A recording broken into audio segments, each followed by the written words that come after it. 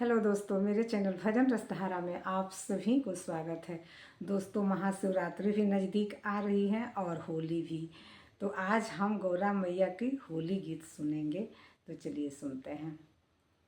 चूड़िया शोभे लाल लाल, चूड़िया शोभे लाल लाल, गौरा मैया के नरमी कलैया, चूड़िया शोभे लाल लाल, गौरा मैया के नरमी कलैया, गौरा मैया के शोभेला माथे पे सिंदूरवा, गौरा मैया के शोभेला सिर पे सिंदूरवा, बिंदिया शोभे लाल लाल, बिंदिया शोभे लाल लाल, गौरा माई के नरमी कलैया, चूड़िया शोभे लाल लाल,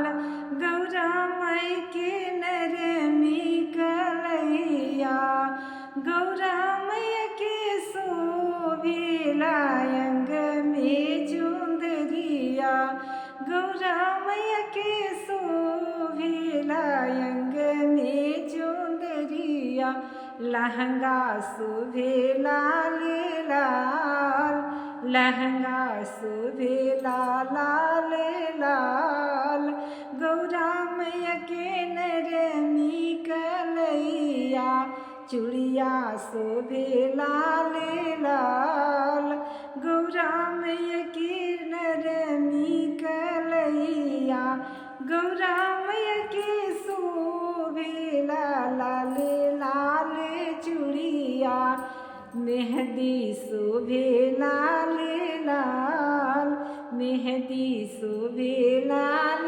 लाल, गौरा मैया के नरमी कलैया, चूड़िया शोभे लाल लाल, गौरा मैया के नरमी कलैया, गौरा मैया के शोभेला पावे पैजनिया, गौरा मैया के शोभेला पावे पैजनिया, महावर शोभेला लाल लाल, महावर शोभेला लाल लाल, गौरा मैया के नरमी कलैया, चूड़िया शोभे लाल लाल, गौरा माई के नरमी कलैया, गौरा माई के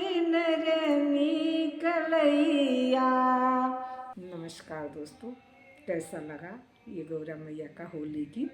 अगर आप लोग को अच्छा लगा हो तो कमेंट बॉक्स में अपना राय ज़रूर लिखिएगा, और मेरे चैनल को सब्सक्राइब नहीं किए हैं तो प्लीज़ एक बार ज़रूर कीजिएगा।